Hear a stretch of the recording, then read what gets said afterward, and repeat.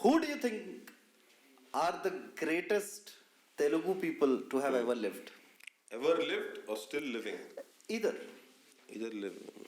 For me, right now, because more films, Rajamouli. Anta. No, Rajamouli is a good choice. He'll be in my top 10 at least, yeah. So for me, it is number one is Tyagaraja, I think. One is because I'm learning Carnatic music now, and I didn't know how much he had contributed to the field. But for me, Tyagaraja. But I'm not 100% sure if he was Telugu. I should do some research. Okay. Right? But if he was not Telugu, the editor will cut it out, so it's okay. Okay. But if he was Telugu, I'll sound like a very intelligent, Madras State. well-rounded man. Yeah. Then the second for me would be Dr. M. Balamurali Krishna, MBK, because I'm learning his songs, right? And so his story is interesting because he started performing at the age of 6 or 7. And by 15, 16, he started composing ragas. So his name was Murali Krishna. But he was a child, so they called him Balamurali Krishna. Balamurali. Yeah. And I like his voice, like his powerful dari guitar. I like that. So he would be on my list. Then senior NTR, I Senior think NTR. would be in my list because much of politics today, at least Telugu politics in some way, owes its roots Roots to this guy. to him. So I think he would be there in my list. Rajamouli would be there in my list. Of course, Chiru would be in my list.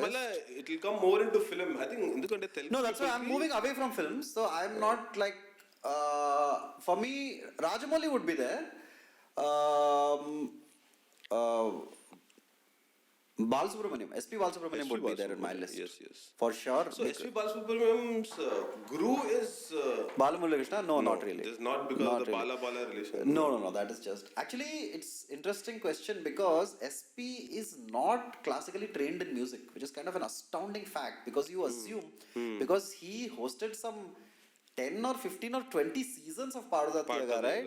So you always assume that he is classically trained, but apparently he's not. Correct. He was a BSc or BTech student or something like a regular Telugu guy he was. Correct. And he learnt music by listening to radio.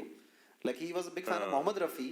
So he's modeled his voice on Rafi. If you see like all the like vocal fluctuations that he does, right? Like that's all that comes from like Rafi.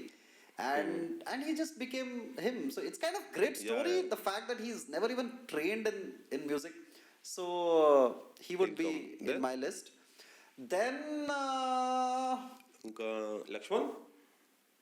previous Lakshman, you're saying? Greatest lowest. No, I mean like then Azharuddin would come above Lakshman in my book, honestly. But then now again that becomes a religious thing. Is like, does Azharuddin count as a Telugu guy? Okay. But I guess he does, right? I mean, I don't know. But Azharuddin would come because he was my childhood favorite cricketer. Like kids of today who don't understand Azharuddin have no idea what the dude was. Like he was my favorite cricketer even during Sachin Tendulkar's peak. Like my favorite cricketer I had posters of was Azharuddin.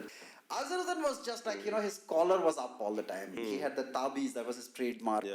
And he was the rare good Indian fielder. At that time, Indians were not good fielders. He had swag, and just beautiful batting. There was nobody who batted like him, right? So in a recent interview that I was seeing of Azhar, so they're asking why you put that collar up. Is that your style? Is that trademark? Like, nah, it's not because of the subcontinent and we used to play in South Africa. A lot of heat would come from behind. So I'd raise the collar and just like put it so that I won't get like burnt. And that just automatically became like my style. Other than cool cat, man, cool cat. Saying So something. what were your thoughts like when this whole he was caught in match fixing? Dude, my heart was broke. My life changed, man. I'm not even exaggerating. Because my parents and all gave me a tough time. They stopped, they tore away all my Sports Star magazines. They just banned me from watching cricket. And I had this fake grandmother at that time. Like she was not my real grandmother, but everybody just told me she's my grandmother, and I called her Amama. And my real Amama is like so sweet. She's in Vizag. This was a fake Amama. But I lived with her.